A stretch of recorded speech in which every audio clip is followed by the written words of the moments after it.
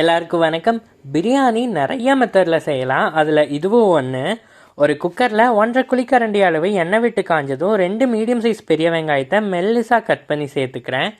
வெங்காயம் இந்த அளவு கோல்டன் ப்ரௌன் கலரில் மொறுமொறுன்னு ஆனதும் 2 பிரியாணி இலை, 3 ஏலக்காய், 4 கிராம்பு, கொஞ்சம் மராட்டி மொகு, 3 ஸ்டார் பூ, கொஞ்சம் கல்பாசி, கொஞ்சம் காய்ந்த ரோஜா இதழ்கள் போன்ற பட்டை வகைகளை சேர்த்துக்கிறேன். வெங்காயத்துக்கு முன்னாடி இதை சேர்த்துட்டோன்னா வெங்காயம் மொறுமொறுன்னு ஆகிறதுக்கு முன்னாடி இது எல்லாமே கரிஞ்சிரும். அதனால தான் இப்போ சேர்த்துக்கிறேன். 3 இன்ச் அளவு இஞ்சி, 15 பல் பூண்டு, 6 பச்சை மிளகாய், அது கூடவே தண்ணீரில் ஊற வச்ச 1 டேபிள் ஸ்பூன் கசகசாவும் 7 முந்திரி பருப்பையும் கொஞ்சமாக தண்ணீர் சேர்த்து இந்த அளவு கெட்டியாக அரைச்சி இதில் சேர்த்துக்கிறேன்.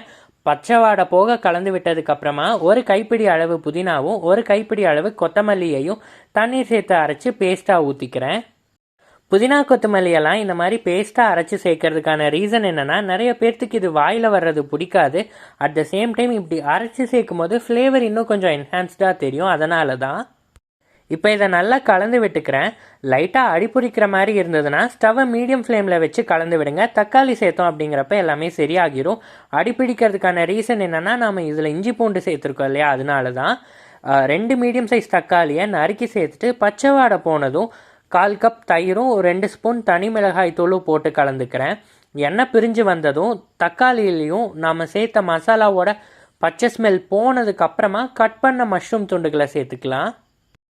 இந்த மசாலாலாம் மஷ்ரூமில் நல்லா கோட் ஆகிற மாதிரி கலந்து விட்டுட்டு கல்லுப்பு சேர்த்துக்கிறேன்.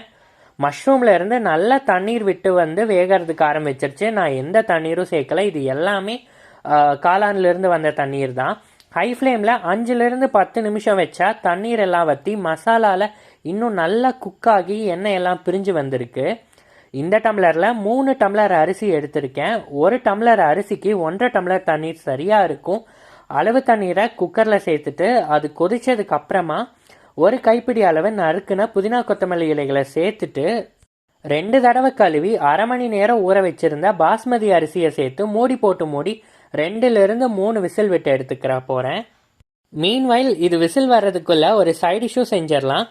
ஒரு கடாயில் எண்ணெய் விட்டு 4-5 பல் பூண்டு சேர்த்து அது பொரிஞ்சதுக்கப்புறமா நறுக்குன 1 பெரிய வெங்காயம், 1 கொத்து கருவேப்பிலையில சேர்த்து கலந்து விட்டுக்கிறேன்.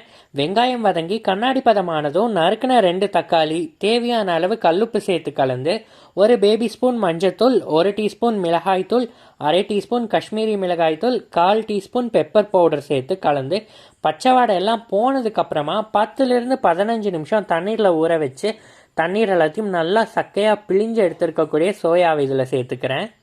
சோயாவை இதில் சேர்த்துட்டு நல்லா கலந்து விட்டதுக்கப்புறமா 1/4 கப் அளவு தண்ணீர் ஊற்றி ஒரு 8லேருந்து 10 நிமிஷம் குக் பண்ணி எடுத்தீங்கன்னா சூப்பரான சைட் டிஷ்ஷும் ரெடி ஆயிரும். அதுக்குள்ளே விசில் போய் கமகமக்கும் மஷ்ரூம் பிரியாணியும் தயாராகிடுச்சு. சைட் டிஷ்க்கு இந்த சோயா வறுத்ததும் வெங்காய பச்சடியும் வச்சு சாப்பிட்டா சூப்பராக இருக்கும். கண்டிப்பாக நீங்களும் இந்த ரெசிபியை ட்ரை பண்ணி பார்த்துட்டு எப்படி வந்திருக்குன்னு சொல்லுங்கள். தேங்க்ஸ் ஃபார் வாட்சிங். நன்றி, வணக்கம்.